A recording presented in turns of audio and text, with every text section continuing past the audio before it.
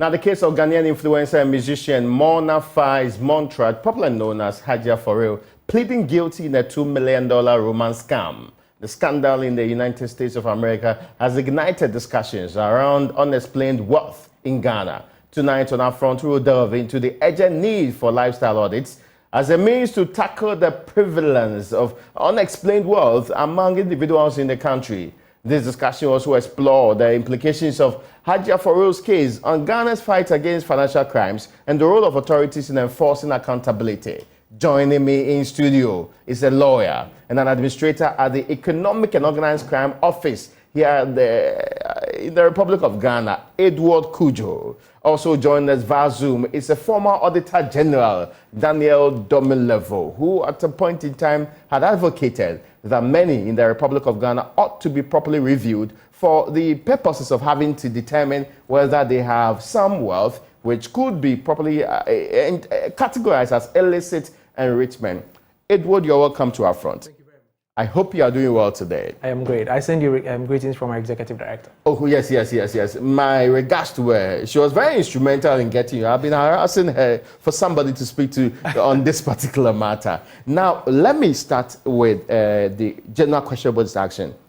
The expression romance fraud, what does it mean? How does it play out? All right. So generally, we'll put it under the category of cyber-enabled crime because the medium is the use of the internet. However, the communication and the degree of engagement is based on love or show of affection. And there are a lot of people who are vulnerable or need love in their lives. And so they are told a story, they like the persona that is created, and then they hook onto it. And because of the persona that is created and the need for affection, people are blinded by the representations that are made to them. And so they begin to get promises of heaven on earth. And then when they get snapped up, they begin to now make demands on them, usually monetary, or those who are advanced would now begin to take items that have monetary value, which they can, liquidate to raise funds. So they can start with very small amounts, and then over time, increase those amounts, and because it's based on love, you are blinded by the financial bit. And so you find that cumulatively, you have probably some people have lost their investments, the social security investments, their money they've saved for a rainy day. It's gone based on some assurances of love or assurances of getting married and enjoying their life on this earth, and also having a companion they can share their life with. So it's based on representations which are too good to be true. People get snapped up, they want to have the best of things in life, and then gradually their finances are touched based on representations. So that would be romance fraud. So, I mean, this played out between a Ghanaian and somebody who's outside this country. Sure. Is that how it always play out? I mean, is there possibility that it's between a Ghanaian and a Ghanaian no matter where they are located? I think that or mostly is it Ghanaians targeting white people? So it cuts across really. I won't say it's Ghanaians and foreigners, but really predominantly that would be Ghanaians and foreigners. The interesting thing I want to make bare is that there are times when you find a gentleman pretending to be a lady and then chatting to a gentleman somewhere out of this jurisdiction. Okay. There are times where there are children under 9. I've seen one personally who is under 9 years and is chatting to a Spanish lady on the internet via Google Translator. So he types in English, it's translated to Spanish, and then he posts it out. And he's adept at it, So it cuts across a male chatting another male, pretending to be a female, a child chatting an elderly person, pretending to be an elderly person of age, using pictures and videos of very nice-looking or lightly clad women just to be able to entice and enrich the discussion. So it cuts across. Being interested in somebody across the internet isn't a crime, right? Definitely it's not. You can find love on the internet. Fantastic. That's why I stated earlier that it begins with a representation that is made. I am this kind of person. So a persona is created, which is different from whoever is chatting to you. So it is you buy into that. So the first misrepresentation is problematic. Exactly. Why is it problematic? And then the persona that is created for you, because you want to find a genuine person, somebody who wants to find love. I'm not in for love. I'm in for your money, but I start from somewhere where you're vulnerable, where you're weak. So you open up to me, I share my dreams, tell you a fantastic story of how I came to be and who I am, what I have, what I possess, what I can promise you, what I can give you if we get together as a couple, or we can gradually work together to become a couple. And based on those representations, then other demands are made. Subtle demands, it starts with very minimal things. And then over time, it begins to touch your bottom line. It begins to touch your investments, your savings. That's when it becomes problematic and criminal. Oh, okay. No, I'm getting this clearly defined because for many people, well, what's the point? We just started a romantic relationship with somebody who has more resources. The only difference here is that I appear to be demanding from the person who's more resourceful. But I don't know how most of these relationships. No. So it starts. So a young lady finds a sugar daddy, the motivation gets to get money from the sugar daddy. She provides something in return. I mean, I'm just saying that at what point does this become a criminal activity? So and again, let me go back. So it starts with the representation, and you find in some of these relationships that at the times when they're supposed to be meeting in person, a lot of excuses start coming up. And that's where you find that... Oh, because the right person will not be exactly, meeting you. because okay. yes, exactly. So you find that let's meet up, and it says, oh, I have a stomach upset, I have to go to the hospital. Or let's meet up. Some even pay for tickets. They pay for tickets, they pay for... the person can travel and come and see you. Okay. Exactly. And then they turn out these invitations at the very last minute, where the person has made some other investments in other things just to entertain the person. So you find that from the beginning, the motivation is not love. It's just that they have to build you up. They have to position you in such a position that now you are into love, you're in love. And when love comes into the picture, reason is really out of the window. Again, the other question, there's nothing wrong with starting a relationship with somebody merely for money, right? Nothing wrong with that. Okay, as in, it's not illegal. I mean, nothing wrong with that. It's a different everybody has their motivation for entering a relationship. Sure. But what makes it wrong is when you are making those misrepresentations and exploiting the person in the position. Exactly. So at what point does it become exploitation? After demanding, let's say, $1,000 or $2,000, or is there a limit? Is there a monetary limit that makes it exploitation? There's really no limit. In some instances, they might be very small amounts that are not significant, but cumulatively. So I start with maybe $500, which is to somebody is nothing. But over a period of 12 months, $500 times 12 months, or times every week $500, that's a lot of money. And because you are blinded by love, you don't look at the calculation. You're just giving because there's affection. Over time, then when you feel that you built a bond where you need to meet the person, they begin to now give excuses and begin to peel off gradually. And then they don't respond to, or don't give the same affection as you expected. That is when you begin to see the red flags. So if I am the real person, so if I used my real face, if I used my real picture in the initial contact with the person, I would I wouldn't meet the misrepresentation point, right? Definitely you will not. So it wouldn't be fraud. The representation is not only in looks, it's in statements, it's in assurances, it's in promises. Like what? I love you. I love you when you don't love the person. But how would anybody know that I don't love the person? That's an emotional thing. Yes. Yeah, so over time, you get to see them, they love you. Because when you begin to say, let's meet here, let's go there, the person is giving excuses. How about if they love the person only for the money? That is when it becomes problematic. Really? Yes. Because again, if it is you are giving, I mean, nobody's there for the Christmas. You give every time. You want something in return. So if it's supposed to be a relationship, it's a give and take. But if you're only giving and you're not receiving, there's a problem somewhere. Because do you know these things have been questioned, right? Many have said, no, but let's be quite clear about this. I can fall in love or pretend to fall in love with so many people. What will make that wrong when I've not stolen money from them? When I have not actually broken into their account or stolen anything from them? Okay. So the entire scope of romance fraud, that's what... So you find the same principle. Let me backtrack. So you meet that confident trickster on the street and says, oh, can you help me with this amount of money because I lost my uncle? I'm trying to look for him in Accra. I went to his house, he's not there. I went to a relative, he's also not there. Can you help me with this amount of money? That's a genuine concern. That's what you should do. I mean, ordinarily you want to help somebody. But really, is that person in that situation? No, because he needs something from you. He tells you what you want to hear. He touches you where you're soft. Okay. You understand? That's where the representation, the false representation comes in. And that's what makes it criminal. Because that's for fantastic stories. There's numerous of them out there. But again, the thought behind it, you know, and the law looks at the act and also the intention. Okay. You know, so that's where... So we can be arrested for that in the Republic of Ghana? If you're making false representation to somebody, yes. So I say that I'm a very handsome man. I don't have pot belly. I have six-pack, which are all very untrue statements. But really, what's that? No, I mean, just representation. That's not describing yourself as who you are, and not getting money from any person will not take it to the realm of how do you call it? What we're talking about. Yeah. Yes, but again, when it begins to have parting of money becomes the common denominator or what underlines the relationship, then there's a bit of a problem. Now, I want to get this straight. So, I mean, I'm sure you have read the young lady's case. In this case, which of the explanations you have given applies here? Okay, so I've not read in detail. Okay, all right. Case, but I know that for as long as you received monies based on fraudulent representation, again, remember that for the offense of money laundering, you need to have a predicate offense.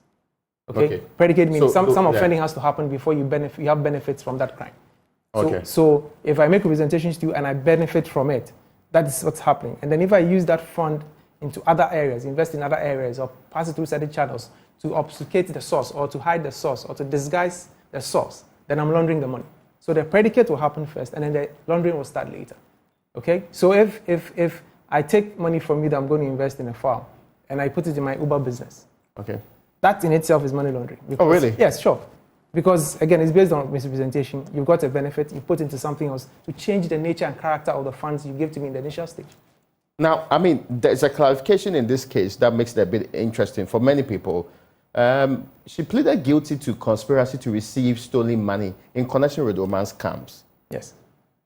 Conspiracy to receive stolen money in connection with romance scams. Okay. I mean, I want to understand this. Okay, so remember that to conspire with someone is to act with a common purpose, with another person. So you might be the one fronting with the representation. I might be the one receiving the money and diverting to other sources. So I'm in cahoots with you, and I'm the one who is diverting the funds or putting it in other investments which are not connected to that initial offending. Oh, so you are doing the money laundering. Exactly. So that is why I'm conspiring with the person, because it's one transaction. Can you do it unknowingly? Yes, the law in Ghana, if I may, says that it puts the person who is conducted, he says that you should have known or ought to have known that what you're doing or what the process you're dealing with come from a criminal activity. So you are first supposed to know where the funds is coming from, or ought to have known. Ought to have known meaning that you should have taken some diligent steps to ask questions before you take it in. Okay. But if you take it in and it turns out that it's from criminal activity, then you're liable for the offense of money laundering. And this is provided for in our Anti-Money Laundering Act. I get you. Yes. But when the US people said that she was involved in a criminal enterprise in West Africa that conducted various fraud against individuals and businesses in the US, including romance scams, targeting vulnerable older victims. Yes. What does it really mean? So what it means is that you have a category of persons who need love, have found somebody who is prepared to give them love, and then make representations to them as giving them what they want in a relationship. They begin to ask for resources from them just to be able to meet the right person or the love of their life they're looking for. So, can you get me this? He says, oh, for the love I have for you, please have that. Oh, yes, I love you so much, please have that. And it turns out that love is not on the table.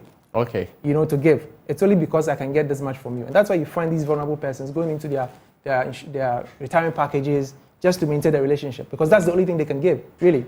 You are giving them love. All they can bring to the table is their resources. And then you begin to clean their accounts, move on to other things. Before you find they are now destitute, they are on life support, their families have abandoned them. And some of them are so embarrassed to raise the issues that they die out of that. Yeah, because it will be a bit interesting. I mean, they said that the enterprise deceived victims into believing they were in a romantic relationship with them, gaining their trust in the process, and then persuading them to transfer money to accounts controlled by the criminals under false pretenses. Exactly. So that's the point. So just to expand it, that when that relationship where I pass money to the lady or the supposed person I'm in love with, that money comes and I give an account. So pay X amount into this account for me, for my benefit. That account belongs to you. You are not in any way in any relationship with that elderly person. Okay?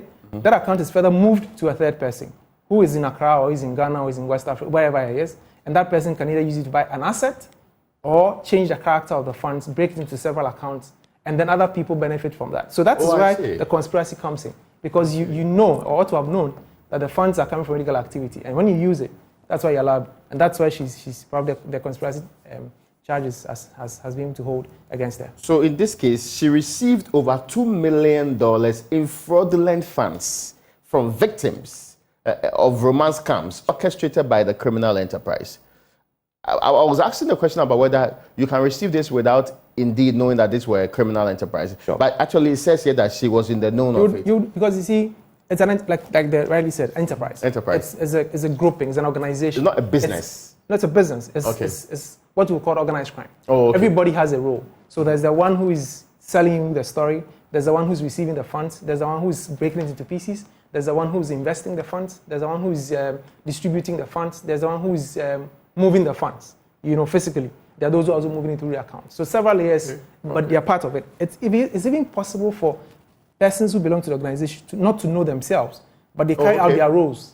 Yeah, okay. They carry out their roles. But would they be still complicit? Would they sure. Because be acting in cahoots with others when you don't know the Because people? you know the source is coming from. You know who you are dealing with. You know he's involved in crime. Right. Whatever comes from that enterprise is the proceeds of crime. You don't care how he did it, whether it's from the sale of a vehicle or somebody was murdered for the... All you do is that monies come from him, which is criminal activity. I move it to the next step, to an account, or I receive it here in Ghana, buy an asset, buy a house, buy a vehicle, an establishment, put my name on it, run it. The proceeds that come from it, which has been laundered anyways, is moved out to somebody else who benefits from it. So there's an ultimate beneficiary or beneficiaries, from these transactions. The other part of this that really shocked me was the extent and the monies involved. I mean, this is, the story says that she received over $2 million in fraudulent funds from victims of romance scams. $2 million, that's a huge amount of money. So that would tell you certainly not from an individual, sure. But... So to tell the scale of the operation. What exactly can you tell somebody to just cough out that huge amount of money? Maybe in this side of the world, we are particular about who we love and how we love. Yeah. Elsewhere, people need love.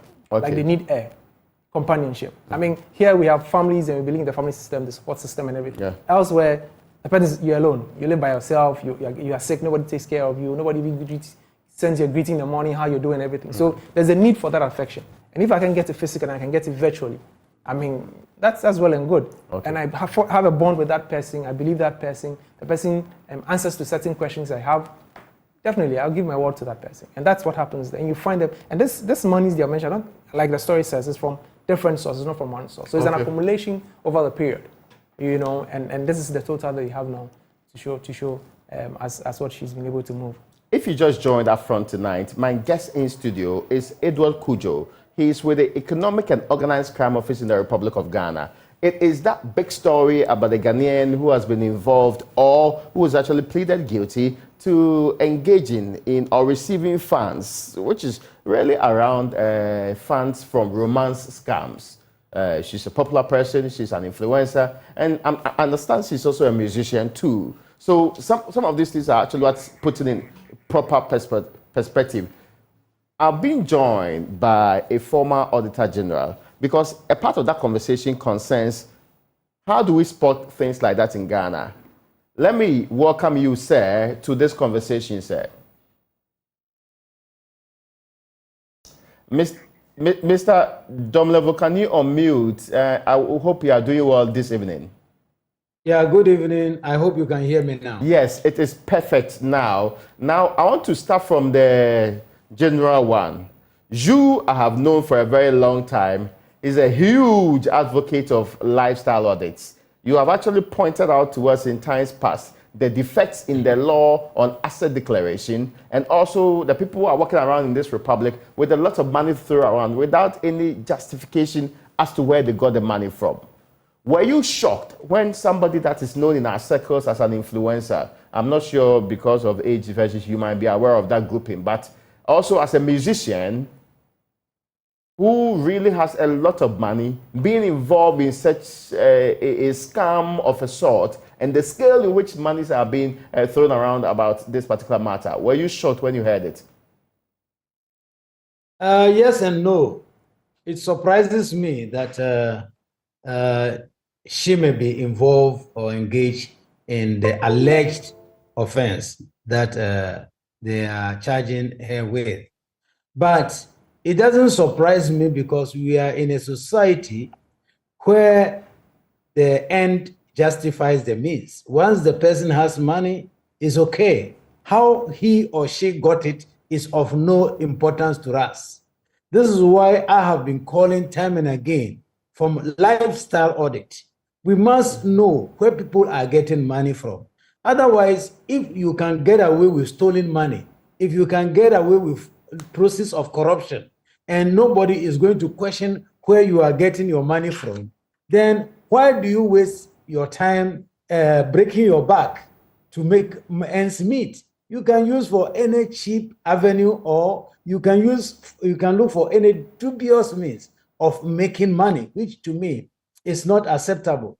So any society which is responsible has this yardstick or this backup or control measure, which we'll normally call, it is not necessarily because Daniel is a criminal. No. We think Daniel has a lot of money. He's showing that he has a lot of money.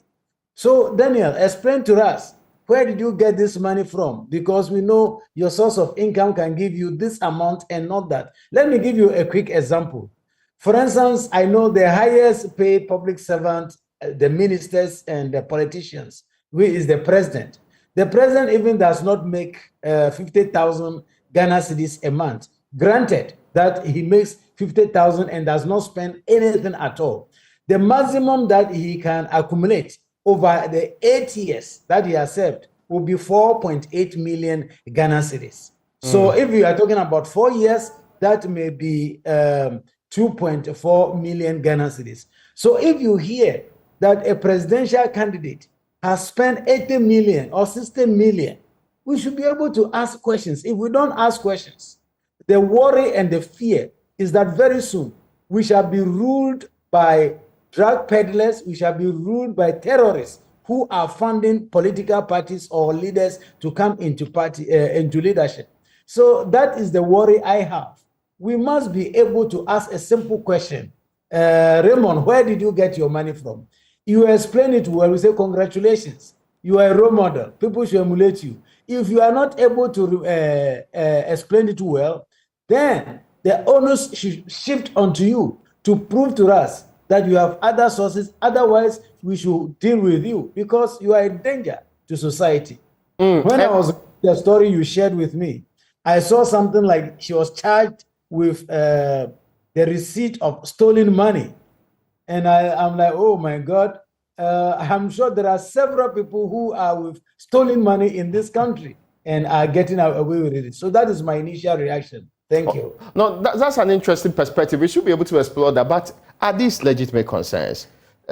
Yes. Do we have provisions in our laws, in our rules, in our guidelines that allows us to basically invade your privacy and ask you to justify why you have this amount of money? Do we have them?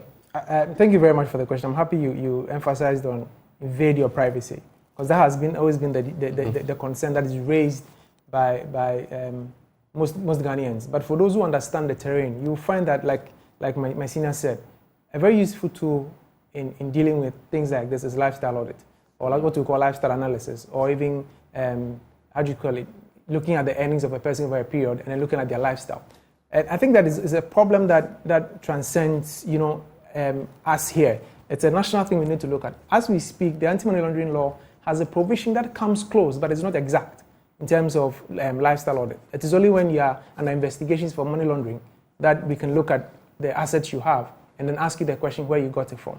I want to come back to more. So if you're not under any that's what I'm saying. That is the position of the law, and which is not adequate enough for us to deal with these kind of things. I want to go to something much more fundamental, and I'm sure my senior colleague would agree with me that in the past, and sometime past, if you left home and came with anything that wasn't given to you by your parents, there were going to be questions for you. And if you didn't have the right answers, you're either going to send it back or you're going to be disciplined for having that thing in your hands. Yeah. Today, if I leave home and I tell my parents I'm going to town and I come back with a car, the first thing they're going to get is powder and spray it on me that the Lord has blessed me and has put me in a good position. Nobody, even your parents, will not ask you where you got the car from. Value systems. Because exactly. Because you're more interested in what we see or what we show as opulence. That the Lord has blessed you, or you're living a good life, or you've made it, and we celebrate that, not asking where it came from. And so if we have a system that is, encouraging that, more people will do that. Again, people are put in positions of prominence because of what they have, not asking questions about how they got it. Okay. And that is a big problem we need to look at. And if the laws are not, as we have them, exact on that, we have challenges. We have tried, and we are trying again, to have clear legislation on unexplained wealth. We don't have today. We don't have it. Clear as we would have, we don't have unexplained wealth, we don't have it. Really? We don't. So you can't order a lifestyle audit? Like I read to you, it says when under investigations for money laundering. So what if but you don't have to be, you suspect it, merely suspect it. Exactly. Because there should be some reason why you'll be suspecting it, right? In terms of clear law. A pastor says that I have 20 cars. You don't know the job the guy does, but he says he has 20 cars. He said, God's blessed me We don't know how God sent those cars to him. Yes. Would it not be sensible for a state that's mindful of its systems to be interested in knowing? So somebody has got property. You are first going to, the first question that comes is my right to property. I have acquired the property. I have Okay, my right to own property. yes. So we are the same person who would raise the issues that... So that there's no harassment in the process. Thank you very much. But ordinarily, we should be able to ask you, because we know your earnings. We know how much an average pastor would make, even the highest paid pastor, like my senior gave the example. Okay. We should be able to tell. And again, even if it's in a sector that we can't control, we can determine your earnings maybe per month or even per annum. Averagely, we should be able to have an idea. And then again, the interesting thing which we have... If you file taxes. Exactly. And even if you did, we would know that these are your earnings and where you got it from. If you even declared your assets, before That's taking true. public office, we should be able to determine over a period what assets you have gotten and where you got the money to fund those assets. If you can't explain, there's a reverse burden. You must tell us how you got it. And if the explanation is not good enough, you pay the price. And we need to encourage these things as a growing economy. Because you see, like my senior said, in advanced democracies or advanced countries, they have these provisions there such that you can't just suddenly ride in a vehicle that you can't tell authorities where you got it from. But here, it's the reverse. You want to ask questions and people are like, why are you going after him? When he didn't have, you're not asking questions. Now that he has, why are you asking questions? And this is how society reacts to these things. So you find that there's always a challenge. Instead of aiding you do your work, there is the resistance from the people in a way that they believe this should be harassment rather. Exactly. Instead of and the question is, joining in the question. When he had nothing, why weren't you asking questions? Now that he has something, you're asking questions. Are you jealous? That's the question that they pose. But the issue is... You at Yoko. Sure. Is romance scam and its related fraudulent engagements, among people who are popular, is it popular in this country? Is it a prevalent thing? I wouldn't exactly. So it's prevalent. Yes, romance fraud is not something. This case is not the first, and it's something that is prevalent. Like I shared with you earlier, I actually found a 9-year-old. I told you, 9-year-old sitting in an internet cafe, competent enough to run using Google Translator. Okay. Chatting with a male, pretending to be a female, very little clothing on, and translating English into Spanish and posting it off to the person. And the person seems to be enjoying and they're having a good conversation. At age 9. So that should tell you. I see. You understand. And again, just to maybe blow your mind, this is an enterprise. Like we said, this is an enterprise. And you have people at different levels of this enterprise. That 9-year-old is working for somebody. Oh, okay. Okay, well, that makes sense then. Exactly. And so the other people also up the chain who deal with higher. So let's say the 9-year-old hits a stone wall. He passes the person on to somebody who is more experienced in the industry. That person also hits a brick wall, passes it on to the next person who is more experienced. So it's a chain. And so you find that eventually the industry is growing and the tools we have can take us so far. As in the tools the state has to monitor, and like institutions like yours. I mean, you have to monitor and see who is doing what. Sure. As we speak, and I'm sure my senior... Because I was going to ask, why are you not rooting it at the bad? Why are you not stopping all of these things at the goal? I'll go back to something I know my senior is very familiar with the asset declaration, as I mentioned earlier. There are concerns raised that, listen, somebody's declaring his assets. I don't know whether it's changed or it's being said that it's changed, but I declare my assets, I put it in an envelope, and then bring it to the Auditor General or whoever I'm supposed to send it to.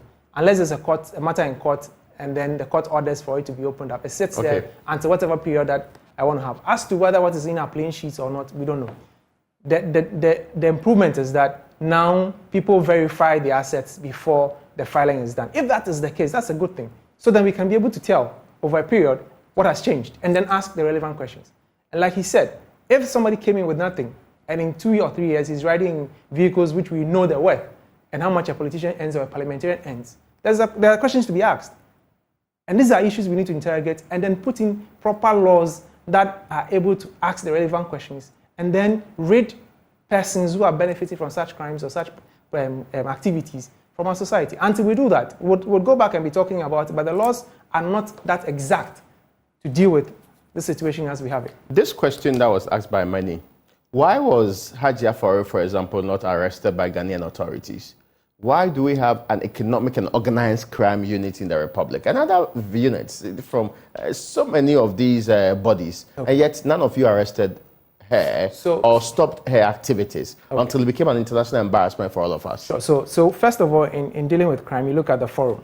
Okay. That was a crime committed. And that's most of the time, that's what determines how the proceedings would go. Okay. Because you want to look at where you have enough evidence or you have grounds to initiate the criminal proceedings, and then you do that. So that would be, in this case, that would be the reason I can give for this particular case. But there are instances that we also dealt with cases in-house, where we have information, usually comes from international cooperation, or you have liaison officers who liaise with authorities like IOCO and other institutions, and they provide you information to be able to investigate these such persons, recover proceeds from them, return these proceeds to the victims or the vulnerable persons. Oh, we do that. We've done a lot of cases that IOCO has done. We've done that. You understand? So we're able to recover proceeds. Sure, we're able to people. recover from the person through the medium of a court. It's not a okay. So right. we find the person, put them before court, charge them for offences.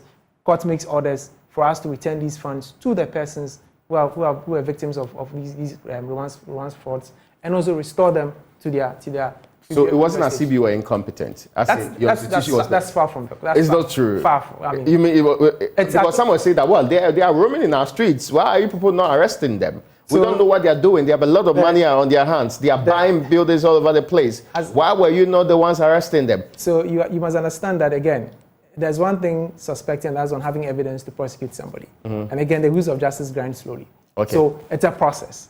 And so how long is slower than that of the US? No, again, this investigation didn't start just 2024. Yeah. Remember, the case started a long time ago. And again, some of these investigations, you don't bring it into the public domain. What you do is have all the variables in front of you, connect the dots, and then you start the process. So sometimes you allow the criminals to go on what they're doing because you're building a dossier on them.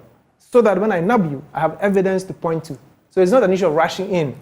And that's when you lose everything. It's a process, and it's a painstaking process because, listen, they also have lawyers. What they are going to do is only raise a doubt. I think people want to know whether we could have on our own, mindful of the operations of the people involved, arrested or probably got into the bottom of this Hajia4real matter. We could have. Really? We could have. Because you see... Not because she's popular, because she's a musician and she's linked to some of this. You see, without disclosing the kind of investigations that are done, it cuts across. Politicians, musicians, entertainers, students. It cuts across. I've never heard any musician that you have actually prosecuted or any big time social media influencer. Like when I told you that we've returned funds to you, you're shocked. Yes. Because you like, well, they've taken something. Well, I've not seen the evidence of you. Exactly. But there's a litany of cases where we return resources. Some we have to even, liquidate here and then send the funds back because they don't need those assets that have been procured by the criminals here in Accra. So you have to liquidate that and then send whatever you can realize back to the victims. I will come back to you, but Mr. Domlevo, the question I'm asking about whether our systems are fit for purpose in identifying, in actually getting to arrest, prosecute some of these activities, and also proceeding, among other things, to make sure that we nip it in the bud. Do you think that is a legitimate issue to raise? Yeah, it is a legitimate because our systems, from my point of view, are not fit for purpose. Okay. You talked about evading somebody's privacy, for instance. If we want to stretch that argument, then there will be no reason why the police can even mount a search or stop you and question you if you are being suspected. We need to put, we have to look at this individual right versus the national interest or our collective interest. We know that the society cannot be made up of only saints and maybe angels. There are definitely criminals and dangerous ones among us. So there must be controls always in place to check some of these things. On that note, quickly let me explain that the lawyer in the studio, Mr. Edward Kujo, right? If I got it right. Yes, please. Kujo. He made mention about the verification. What is verified is the declaration. Hitherto, the declaration was not verified. You just put it in an envelope and seal it and brought it to the Auditor General. From when I became Auditor General, I said, no, you cannot do that to me, so that I look stupid in court one day. So we verify what you are declaring and many times ask you to come with an ID which bears your signature. So we compare even the signature to be sure that it is you who authored that document. But what we don't verify is the asset itself and the liability. there's difference between you putting on paper that you own 3 houses in Adenta in Accra, maybe just because you have been appointed a minister, so that by 3 years' time or 4 years' time, you build those houses to cover up what you have declared in anticipation of the theft you intend doing on the public side. Interesting. Yeah. To subject us to. So that one is not there. But let me say that as a people, as Ghanaians, we should not be worried too much about our privacy. If we are not ready to sacrifice this so-called privacy, we are not going to have a safe state. So at times, we may have to suffer some inconvenience in order to be able to be safe. When they impose a curfew now, will you say that they are invading your privacy? Yeah, but that's for a collective security to avoid matter. the curfew, they do some security work to ensure that the criminals are nipped in the bud, so that we don't get to a point where we say, look, everybody sleep at 6 o'clock. So we must always be tolerant of these security arrangements so that we can have a peaceful and orderly society that we are all enjoying. I agree with you perfectly, except that there's a limit, though. For public officers, yes. But for a private citizen, a musician, or a social media influencer like Hajia4real, of what business is she declaring assets for? What would be the justification? I'm not asking that she should declare assets. Okay. But if we suspect that she has so much of resources, there must be a lifestyle audit. And this lifestyle audit, it goes on in the US and etc. without any publication. Once you're able to prove that, look at the proceeds from this show. I organized 3 shows in the year and I made 20 million. It is that which I'm spending to do this and this. You are free and you are go. And remember, it is also a source of generating revenue. I remember there was a case involving another Ghanaian called Fred Asante of money laundering. Okay, yeah. In the US, if you remember that gentleman. Yes, very well. The team which investigated him and got him convicted included the Internal Revenue Service of the US. So that's RGRA, for example, yeah. The tax component. Some people are making these huge sums of money. They don't even pay tax on it. And you and I, any simple thing that you buy on the street, you are paying litanies of tax on them. So I think the argument of privacy is overstretched. Let's allow and let's tolerate some level of inconvenience so that we can have a safer society, a society that meets all of us, our expectation. But how would we know that this will not be turned into a tool for witch hunting, a tool for necessarily targeting people Edward may not like, for example? Oh yes, it happens. That is why we have the courts there. Okay. When I thought Yoko was doing witch hunting against me, I filed a suit against them. We went to the High Court. They lost the case. But the judge said that they were acting ultra-virus, they were acting arbitrary, contrary to law, capriciously. You wanted to prevent them from doing their work? I didn't prevent them. I see. That's where I thought they have overstepped my privacy, because it didn't make sense to me. Oh, I see. That 10 people who were involved in the procurement, none of them was granted bail. It is me who was not involved. So I knew they were coming after me just because I was inconveniencing the government. Oh, I see. It was settling a score. So we went to court and they couldn't prove, because none of their documents show that I was part of the procurement process. So why were they putting me on bail once the people who were actually involved were not? All right. So you have remedies. The courts are there. There are remedies you are available. You go to the court. I get your point 100%. I'm asking this question because when you have been consistent on this lifestyle audit thing, and the fear has always been pronounced in the hearts of many. But mindful of what's happening, mindful of the amount of wealth that we see around us, and the lack of corresponding payments of the requisite taxes and all the other things that's happening in our system, who should lead this quest for us to bring lifestyle audit into the main fray? Who should lead the quest to make the likes of Yoko get the power and the mandate to constitute one immediately? So, sorry, I'll come in studio. Briefly, I'll come in studio, then I'll come back to you. If you want to answer in studio, I can start with you. Okay. All right, so yes, that's fine. Yes, I think this should be the responsibility of the Attorney General if the government is minded to do this. And then mandate Yoko or any of those institutions to say, look, anytime you suspect that somebody is living beyond his or her means, go and find out. It does not necessarily mean you are being investigated. You can just invite the person and say, look, we have seen these assets that you have acquired. We've seen your lifestyle. Congratulations. Can you explain to us how you came with all this? And if the explanation is satisfactory with evidence, that ends it. If not, then we go for the reverse burden of proof. You must prove to us that there are other sources. Otherwise, you stole the public money or you acquired the asset or the wealth unlawfully. That is my view. You accuse me and you're expecting me to be the one submitting proof in support of your accusation. The truth of the matter is that if we don't do that, proving corruption will be extremely difficult. If we want to establish corruption using the same yardstick, say claiming that the prosecution should prove beyond reasonable doubt, is going to be difficult because corruption is usually done by two consenting adults and it is not done in the public. So the evidence is, and remember, before even committing the corruption, they know it is a crime. So they will conceal it, they will hide it. And these guys are usually very intelligent. So if we can prove that, Daniel, you have 20 million, there is no way that you can earn that money. Then, is it too difficult now for Daniel to tell us how he got the 20 million?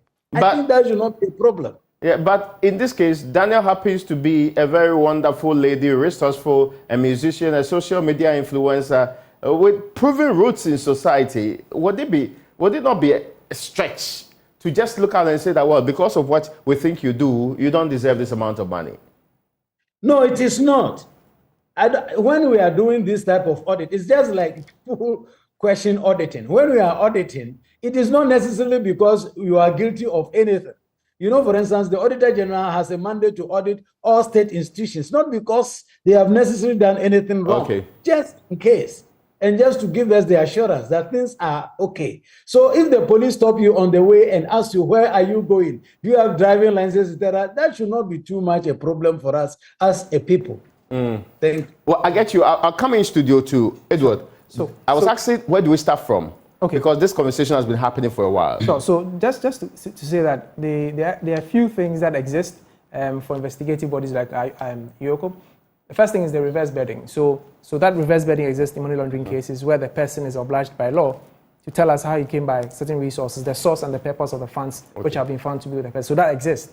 What we are seeking to is to depart from the law saying that you have to be a subject of investigations before we can ask you how you came by. Exactly. That needs to change. And we are leading the charge in that route because he mentioned the Attorney General has to lead it. We are leading the charge by ourselves by making certain proposals for the amendment of the law to be consistent with what exists internationally. Our neighbors in Nigeria have it in law. The Police of Crime Act in Nigeria clearly has the provision which goes after lifestyle audits and does lifestyle analysis so that whatever lifestyle you're living should be backed or should be matched by your earnings. Where there's a discrepancy, the onus is on you to prove to law enforcement how you came by those resources. And that's what we're seeking to have in our law currently. And that's something we've pushed already, and it's gone far. We hope to get to Parliament before the before the elections. Hopefully. With the Attorney General?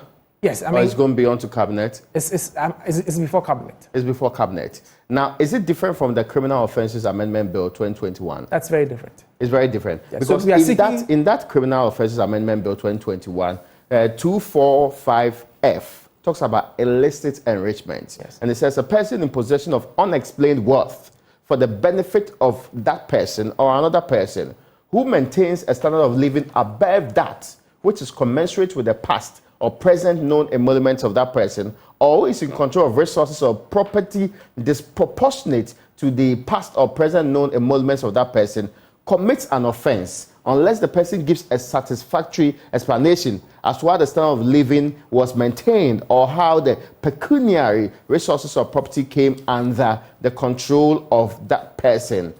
I mean, of course, it talks about a person who contravenes subsection 1 commits an offense and is liable to a summary conviction of not less than 12 years or not more than 25 years. I want to understand this. You say your unexplained wealth thing is different from this illicit enrichment provision. This particular amendment has not been sent to Parliament. it's still somewhere within the Attorney General's corridors anyway. So, and that's the thing. So if this amendment were to go through, this would suffice for what we are all discussing this evening. Because then it's wide enough to accommodate any person who is in possession of resources that they cannot explain or does not match their earnings. And that would suffice. But for as long as we don't have it in law, it's something we are hoping to have it. If it exists, well and good, we can all ride on the back of that and be able to look at individuals or persons, positions of authority, whether public servants or private citizens, to be able to ask them these questions regarding what they possess and how they came to be by them. Again, the issue is this: if you came by resources which were legitimately earned, you have, it's a source of pride for you to display to law enforcement, whoever is asking the question, that listen, this is what I did and got this and got that and got. That's why I'm here. For as long as you have nothing to hide, there's really an issue. Privacy doesn't even come in because you're bold enough to speak to it.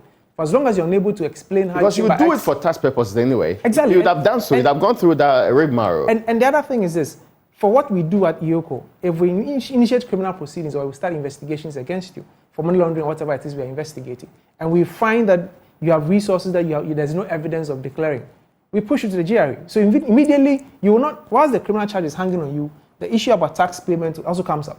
So it's a two-pronged thing. What we call parallel financial investigations. So we are conducting the criminal investigations, but then we are looking and tracing assets that are in your name. So when we go to court, the issue about confiscation of assets is easy for us because we've already laid the foundation and tested the ground regarding who owns what and in whose name the property is, so that we're able to do that. What we need is then to branch off into the unexplained wealth or lifestyle analysis to complement that process.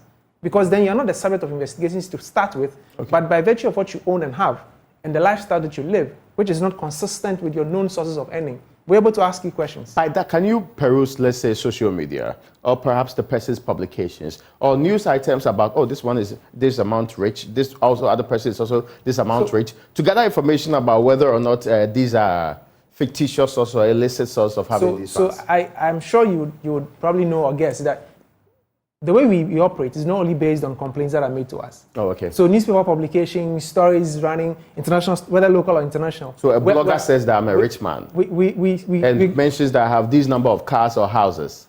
Exactly. So these are things that we pick up. And again, what is the law? What is the authority you have to go after that person? It's the law. Okay. And if the law is not in place, you would start it, and then issues are raised by lawyers and say, well, listen, you don't have jurisdiction in this. But people think that these things are just on paper and you people don't implement them.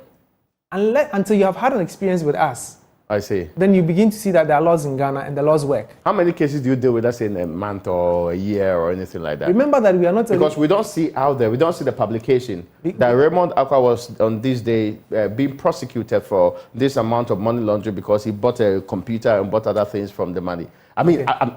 quite frankly, I've not seen a lot of them. All I see on your social media handles are invitations to people. Yes. Exactly. Yeah. So the invitations, as far as we want you to know somebody is being sought after to help us with that. Again, maybe we've not published so much of what we have done in terms of convictions and other confiscations we've done regarding the cases that we do. And really, it's something we are working on to communicate a lot more to our public. That listen, we don't exist in name, but there's a lot we have done. And indeed, if you ask our international partners, one of the go-to institutions when it comes to economic crime, financial crime is our institution because we have results to demonstrate. You know, because the expertise we have in-house, again, it's a fluid area.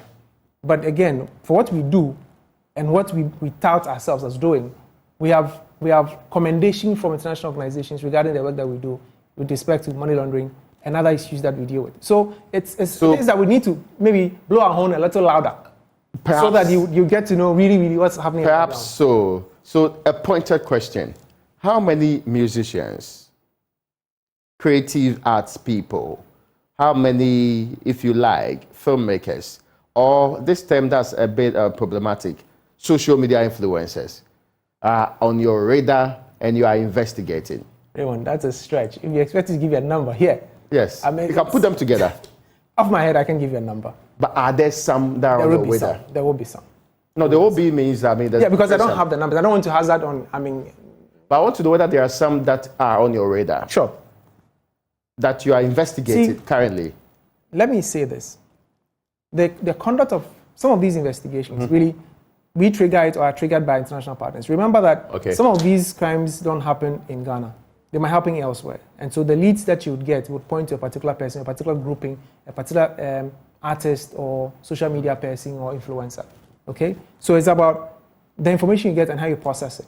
And for some of the cases that have gotten convictions in the USA, you'll find that some of the information was probably gathered by us and sent to them because the forum for the offense is the United States or any other jurisdiction that they want to prosecute. So they exist. I don't want to go into numbers and names, but it's an area that it's a challenge really because privacy is the first thing that comes up. Like my senior said, if you bind ourselves with privacy, we'll have issues. And the issue is that you're jealous of the person because what do you have to show for the 20 years that you're working? Nothing. The guy has just worked for 5 years. He had a breakthrough song. He's gotten X amount of money. Now you focus all your attention on what about the other cases there? Government officials who are not.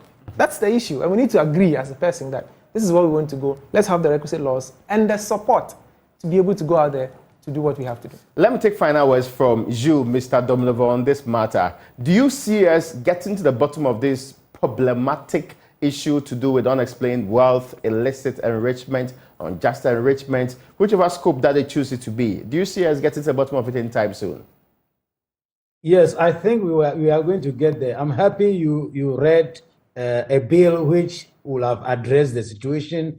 And again, Edward also mentioned that Yoko is also bringing up such a thing, which means that we are making progress. We are in an election year. Anytime you have a politician in your studio, ask them if they are going to pass this bill for us because we need it.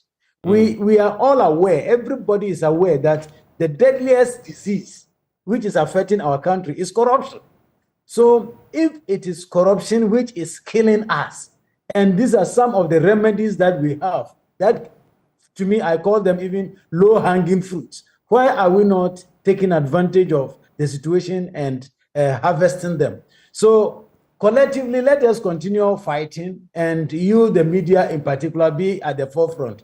I will advise my brother Edward Kujo to say that then Yoko also need to do a little bit more publicity. Okay. Because if the international community or partners are aware of how effective they are, and you in the studio there you don't know, then I don't think it's the best thing. So when he goes back, you should tell Mami Tiwa, who is my good friend, you tell her that we need a little bit more of advocacy.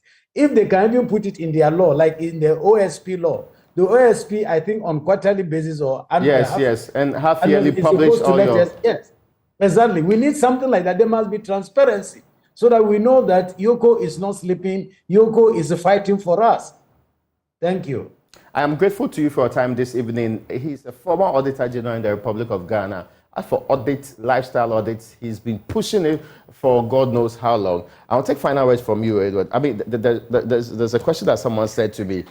Concurrent, the investigation in the U.S. is almost concluded. The woman's pleaded guilty to it. Are we here interested in the matter in the Republic of Ghana? Yes, we are interested in the matter. And again, without going into detail regarding what is happening, we are interested in that matter and if other matters that have Ghanaians involved or nationals from Ghana involved in a standing trial in the U.S. or other countries that we know of. Indeed, I can say on authority that there are instances where we ourselves have had to arrest people from here to let them stand trial because based on evidence we have gathered, but then the forum is elsewhere and we have to be able to support that. We are also hoping that, and like he said, engage more with the public because again, if you wink at somebody in the dark, nobody sees it. But if it's broad daylight, they can see and know that you're a handsome man or a beautiful lady, and they can come to you. So we'll do a lot more public engagements, and we hope that again we can work closely with the media because our strategic plan, the 5-year strategic plan focuses a lot more on partnership. Okay. And partnership with various sectors of the economy, especially the media, because we can only tell our story through the media. Sometimes we can't engage directly with the media, but if we have the platform, we should be able to tell what we're doing so that it can be trumpeted to those who have not heard and also springboarded to other people who are interested in what we do. And then they can know that, listen, the safeguards are there. We just have to support the system to give us what we want. And again, we cannot deal with persons involved in this kind of offenses if we don't have the requisite laws. It would not be double jeopardy that you are interested in the Hajia4real case. It will not be. Well, Edward Kujo is with the Economic and Organized Crime Office here in the Republic of Ghana. Domlevo Daniel is a former Auditor General. Many thanks to you, ladies and gentlemen, for joining us in this conversation tonight. I hope you enjoyed it.